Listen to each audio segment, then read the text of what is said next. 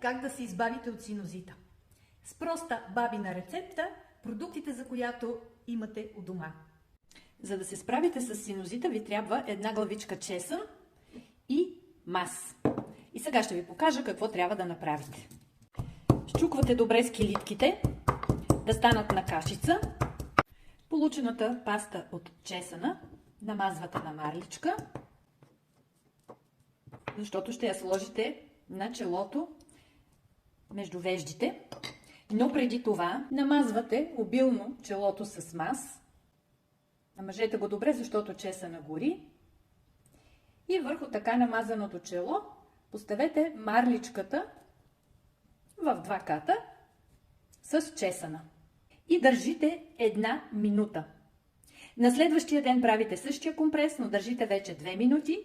На третия ден държите 3 минути и така, докато стигнете 15 минути. Обикновено още на втория, третия ден гнойта изтича и болките и дискомфортите изчезват. Но за по-сигурно направете го повече дни. Ако и вие знаете домашни лекове или рецепти за справяне с синузита, споделете ги. Нека сме полезни на повече хора. И не забравяйте да споделите видеото с ваши близки и познати. А аз съм Емануела Транчева от Фейсбук страница Здрави и активни с Емануела Транчева. Последвайте ме и там за повече съвети и информация, свързани с здравето, дълголетието и нашата младост.